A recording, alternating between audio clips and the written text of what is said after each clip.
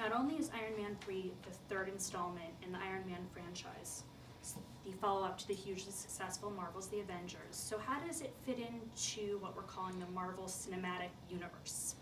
When we started developing Iron Man 3, we knew that it would be coming out a year after The Avengers. And while The Avengers hadn't come out yet, we hadn't even finished it yet.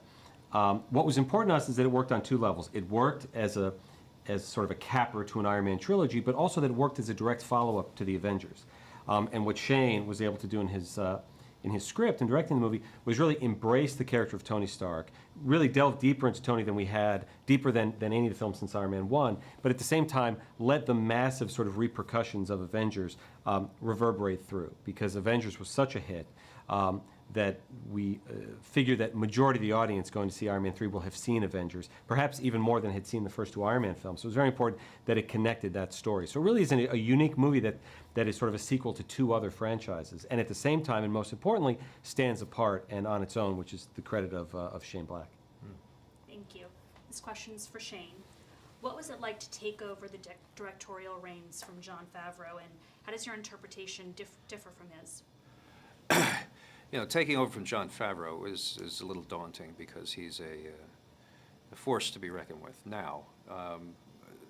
He's also a sweet guy, so there wasn't really a lot of friction. It was more about him giving me some real good advice, and on set as an actor, I was able to draw from him, and he was incredibly generous and gracious in giving me ideas and options and things that showed that he'd done this before.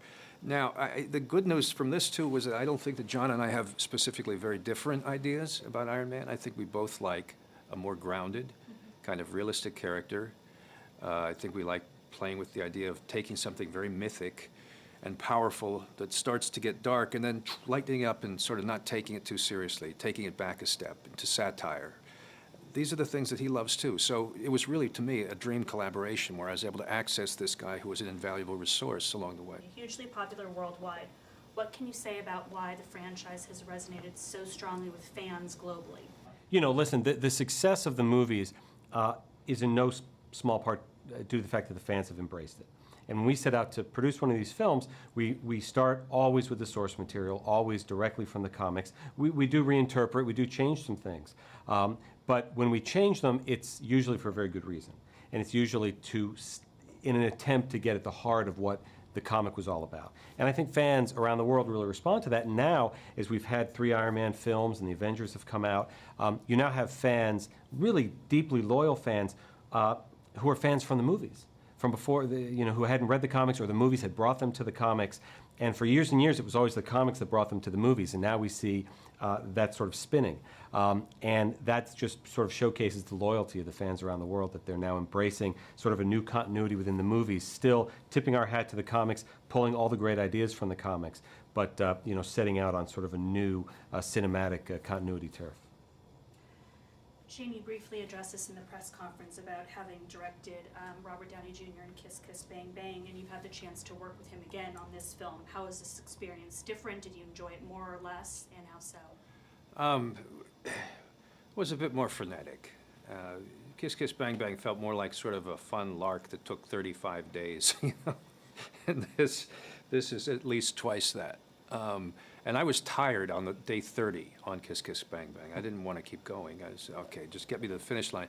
I wasn't even the halfway point on this, so, but Robert is a very powerful presence, and he makes people rise to the occasion. He demands of other people that they commit as fully and as, energetically as he does. So he kept us going. He kept us alive and alert and awake, and hopefully we kept the balls juggling to make this movie unpredictable enough that we had this sense that we're making something interesting, something fun and surprising. And that was great too. Robert is a surprising actor. The reason I like working with him is you never quite know what you're going to get. He could come up one day with this, next day with that, and it's usually something that leaves you stunned that you didn't think of it. So Kevin, I mentioned the Marvel Cinematic Universe before, touching on that again. Does it ever give you pause to think how this franchise has paid off and paved the way for other similar franchises? Secondly, what does this mean to you personally as a producer and as the president of Marvel Studios? It all started with Iron Man 1. right? That was the first film that Marvel Studios self-produced. We'd certainly been involved in the Spider-Man franchise before that and the X-Men franchise before that. But that was really the first one that allowed Marvel and myself personally as a producer to put our mark on our films and our properties and the way that we wanted to see them made. And in fact, the audience embraced that so wholeheartedly, really gave us confidence to plow forward with the entire cinematic universe.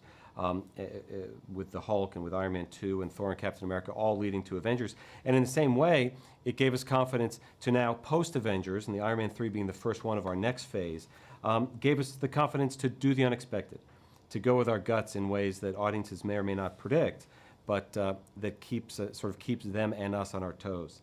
We never want to get predictable. And the easiest way to not be predictable is to have Shane Black behind the camera. And to the both of you, last question. What do you want audiences to get out of Iron Man 3? Do you think it will exceed their expectations?